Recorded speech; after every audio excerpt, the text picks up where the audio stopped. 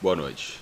O meu nome é Fernando, sou do interior do Mato Grosso, não citarei o nome da cidade, pois acredito que isso poderia me trazer futuros problemas. Em 1970, eu tinha 30 anos de idade. Foi quando eu me reuni com dois amigos, meus melhores amigos, o Júnior e o Claudemir, para passarmos um fim de semana pescando. Era o mês de abril. Era uma noite quente. Estávamos nós três no barco. Havíamos levado petiscos, bastante cerveja e levamos uma churrasqueira, é claro, e material de pescar para passarmos aquele final de semana sem o estresse do dia a dia. Saímos de casa numa sexta-feira à tarde. Pegamos o barco e fomos para o rio adentro. Paramos em um ponto chamado Porto Cercado, um local de pesca muito conhecido na região. Chegamos no local, jogamos a linha na água e começamos a pescaria. Tudo estava indo muito normal. Estávamos relembrando as iguagens que fazíamos quando éramos jovens e caíamos na gargalhada. A noite estava bem quente, a cerveja gelada descia muito bem. Com aquele peixe frito na hora, a nossa noite estava indo maravilhosamente bem. Tínhamos tudo naquele barco: bebida, comida, os amigos e a resenha para falar de tudo o que nós lembrávamos. Para falar a verdade, aquela noite estava sendo uma das melhores noites da minha vida. Até que, quando chegou às 2 da manhã, começamos a ouvir barulhos, os macacos gritando em meio à mata. No início não ligamos, pois os macacos têm essas atitudes quando aparece algum tipo de predador por perto. Porém, os gritos dos animais começaram a ficar mais intensos e mais altos. Foi então que aquela agitação nos chamou a atenção. Foi quando, no meio da mata, uma luz bem forte apareceu. Era uma luz tão forte que meus olhos doeram e eu não conseguia ver mais nada.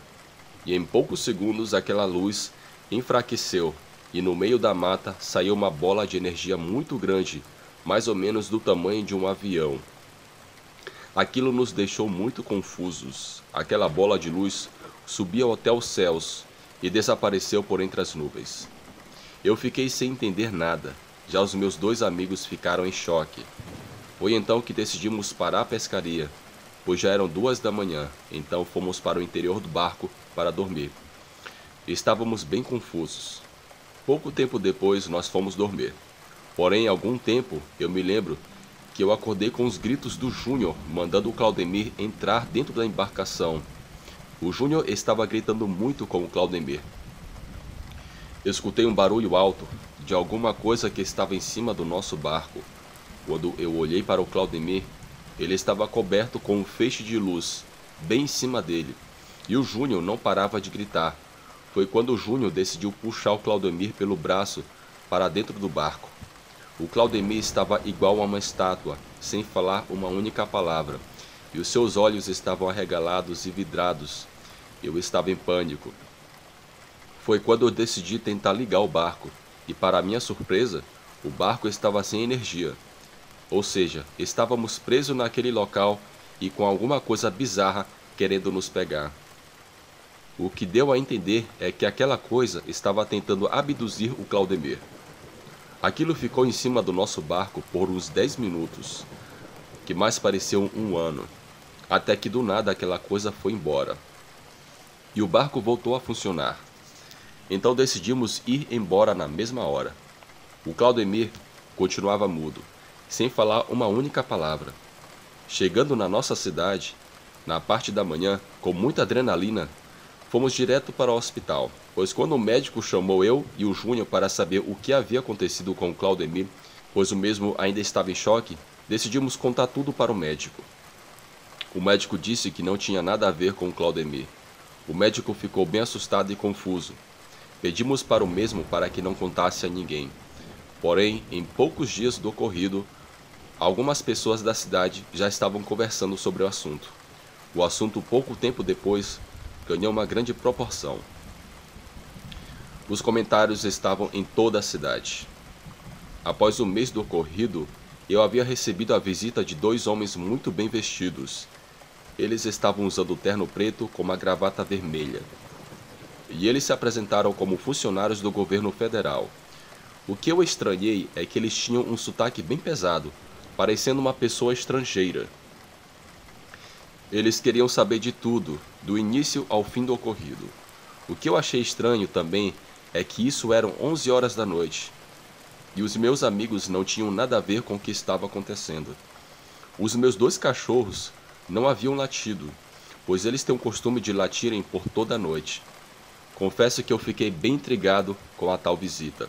Assim que eles foram embora, eu corri para ver os meus cães. E para minha surpresa, os meus 2 cachorros estavam deitados, como se tivessem sido sedados. Após 2 dias, eles morreram misteriosamente. No dia seguinte, eu fui na casa do Júnior e do Claudemir para informá-los do ocorrido. Segundo o Júnior, esses mesmos homens apareceram por volta das 9 horas da noite e fizeram as mesmas perguntas que fizeram para mim. E com o Claudemir já foi diferente.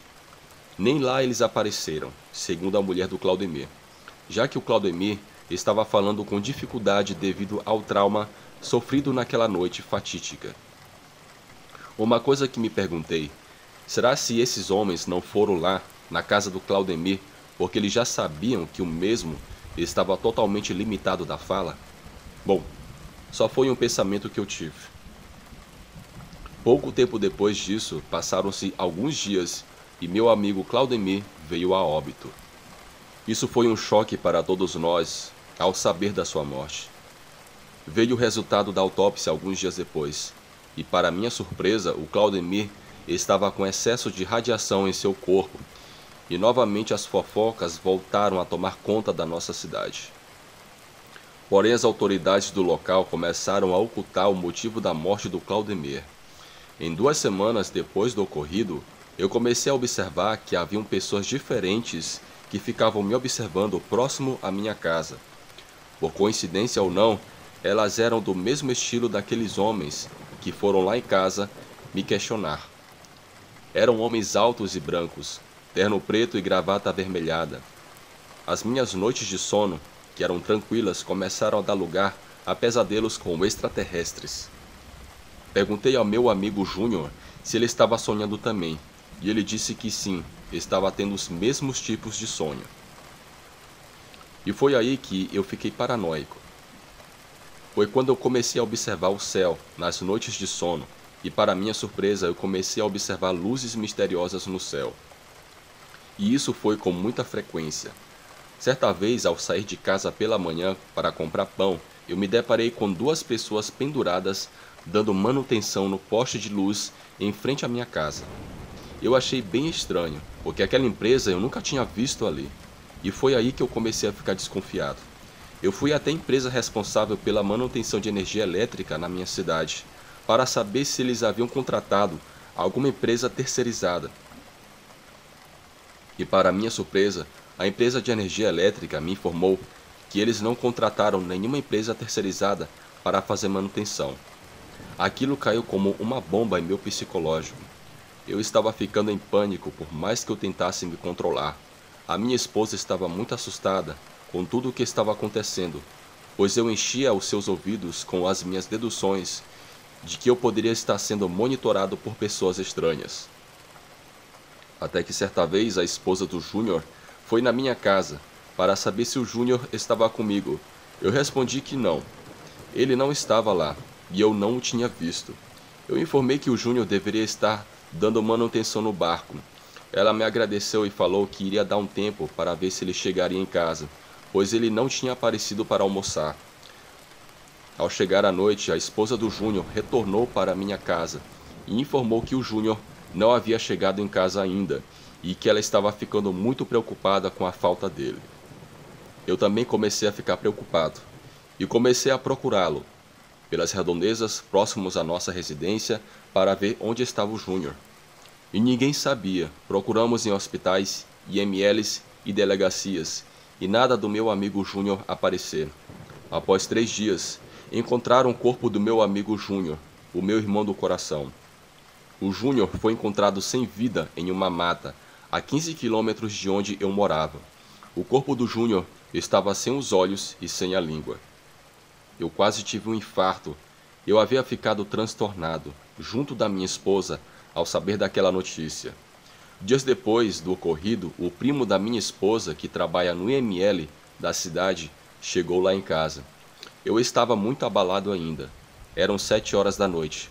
O primo da minha esposa nos disse desse jeito: eu preciso contar algo para vocês. Algo muito sério. Vocês não irão acreditar. Foi eu que fiz a autópsia do Júnior. Eu quero que vocês prometam que não vão contar isso para ninguém, pois se essa conversa vazar, eu poderei ter problemas. Ele nos disse que quem fez aquela bizarrice com o Júnior usou um tipo de laser e os cortes eram perfeitos. Todos os cortes estavam cauterizados, ou seja, não havia nenhuma gota de sangue. Quem fez aquilo com o Júnior usou uma técnica que eu nunca tinha visto em minha vida. E sem contar que tiraram todo o sangue dele. E o mais sinistro é que todos os seus órgãos haviam sido retirados pelo reto. A minha esposa imediatamente o interrompeu e o perguntou: você está dizendo que o fígado, os rins e os pulmões foram todos retirados pelo redondo? O primo dela, com um semblante sério, confirmou que sim, balançando a cabeça. Em seguida, ele completou: o Júnior não tinha nada no seu corpo, até o coração tinha sido retirado. E quem o matou usou um tipo de equipamento que aspirou todos os seus órgãos pelo reto. Foi algo que eu nunca havia visto na minha vida. Aquela técnica eu desconheço, assim como o equipamento que fez aquela bizarrice. O pior foi a fisionomia do rosto do Júnior. Ele estava com um semblante pesado e de pavor e medo, com aquela boca aberta, como se estivesse tentando gritar por ajuda.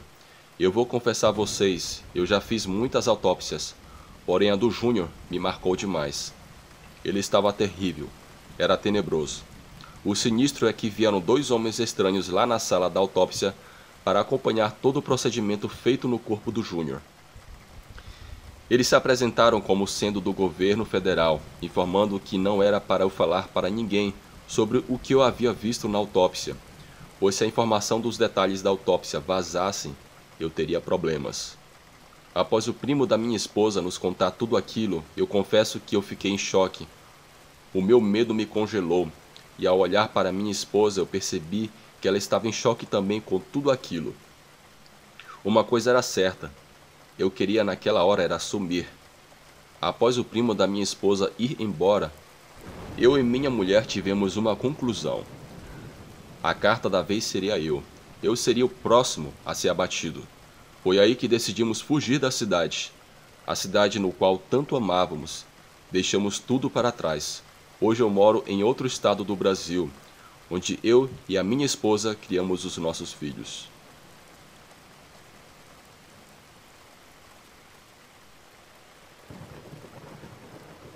Obrigado a todos que ficaram até o final desse vídeo. Agradeço pela sua audiência. Bem, eu ainda estou me recuperando, mas ainda assim eu estou fazendo um esforço, o carinho para que vocês não fiquem sem vídeo. Então, por favor, eu peço que você deixe o seu like nesse vídeo. E principalmente eu peço que você deixe o seu comentário sobre esse caso. O que você acha? Que é real? Que é fantasia? Bom, eu quero saber a sua opinião. Esse relato foi cedido gentilmente pelo Pablo do canal Terror e Chuva. Então eu peço também que vocês possam fazer a visita no canal Terror e Chuva se você ainda não conhece. É um canal sensacional, tem relatos todos os dias e é muito bom. Bom, galera, agradeço e desejo a todos um bom dia, uma boa tarde e uma boa noite. Nos vemos no próximo vídeo.